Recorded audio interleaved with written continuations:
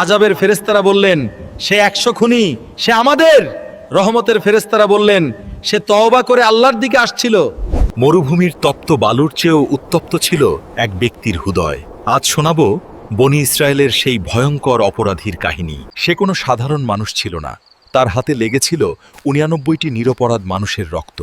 তার নাম শুনলে মানুষ ভয়ে কাঁপত। কিন্তু এক রাতে তার হৃদয় কেঁপে উঠল। পাপের বোঝা তাকে শ্বাস নিতে দিচ্ছিল না। সে চাইল আল্লাহর কাছে ফিরে আসতে। সে ভাবল, আমার মতো পাপীকে কি আল্লাহ ক্ষমা করবেন? আমার কি তওবা করার কোনো পথ কি আর খোলা আছে? ক্ষমার খোঁজে সে লোকালয় ছেড়ে পাহাড়ে এক ইবাদতকারীর কাছে গেল, যে দিন-রাত শুধু আল্লাহর উপাসনায় মগ্ন থাকত। সে কাঁপা গলায় জিজ্ঞেস করল, হে আল্লাহর বান্দা, আমি 99টি প্রাণ কেড়ে নিয়েছি, আমার কি ক্ষমার কোনো আশা আছে?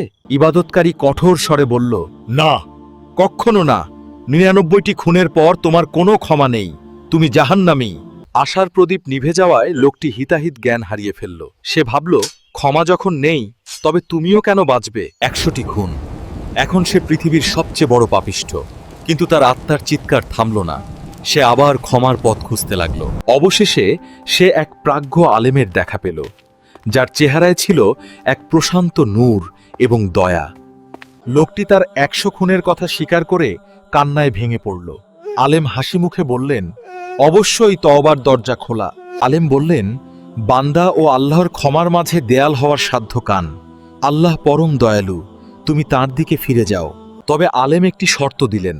তিনি বললেন, তোমার এই পাপিষ্ঠ গ্রাম ছেড়ে দূরে ওই নেককার মানুষের গ্রামে চলে যাও। পুরনো বন্ধুদের কাছে ফিরে যেও না, তারা তোমাকে আবার পাপে টানবে।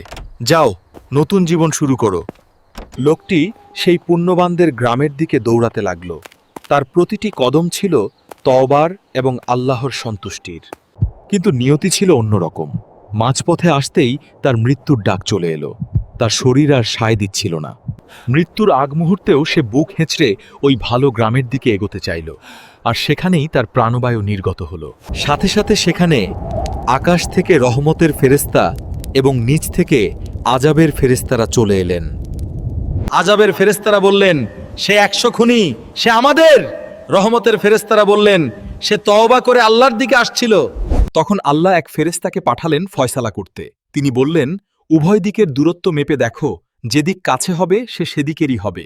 মজার ব্যাপার হলো, আল্লাহ জমিনকে নির্দেশ দিলেন ভালো গ্রামের দিকটা কাছে হয়ে যেতে আর পাপের গ্রামের দিকটা দূরে সরে যেতে। দেখা গেল লোকটি নেককারদের গ্রামের দিকে মাত্র 1 বিঘত পরিমাণ বেশি কাছে ছিল।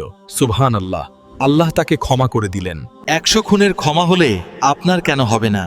আজই তওবা করুন। ভিডিওটি ভালো লাগলে শেয়ার করুন। আল্লাহ হাফেজ।